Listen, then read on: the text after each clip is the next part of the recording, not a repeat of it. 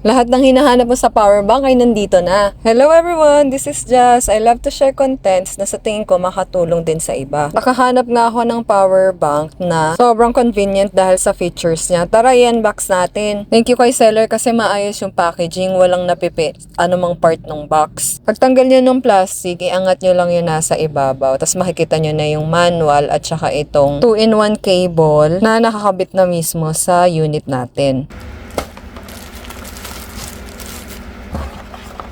It comes with free magnetic ring and free na lalagyan ng power bank. You need yung brand name nito. It has two variants, 20,000 mAh and 30,000 mAh.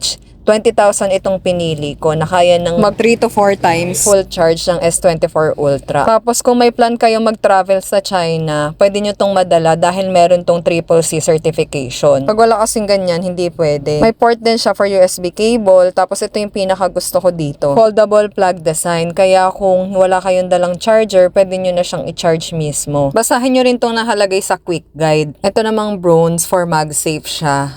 Ididikit nyo lang sa likod ng phone nyo tapos mag-charge na siya wirelessly. Sa kabilang side naman, may Type-C and Lightning port. Input and output na rin yan. Pwede rin siya gamitin at the same time. Tapos if gagamit kayo ng cable, may USB port din dito. Isa pa to sa pinakagusto kong features niya. Maka-keychain yung mismong cable na Lightning at yung Type-C. Kaya sobrang convenient niya kasi hindi mo na kailangan maghanap ng cable. Meron na siya. Tapos pwede mo rin yan magamit for iPhone at saka Android. Madali lang din naman siya i-detach at i-attach pag gagamitin mo na. And after mo gamitin. Nag-serve din siya as handle. May power button din siya, display, at saka itong pwede mong gamiting stand. Para pag nag-charge ka wirelessly, nakadikit yung phone mo, nakatayo din siya. Ito naman, pag i-charge mo siya using Type-C charger. So, magbiblink yung isang number. Ito, through the built-in plug naman. 35 watts pala yung output niya, guys. Kaya kung gusto niya rin nito, yung link nasa basket or comment. Thank you everyone for watching. Follow me for more videos like this. God bless!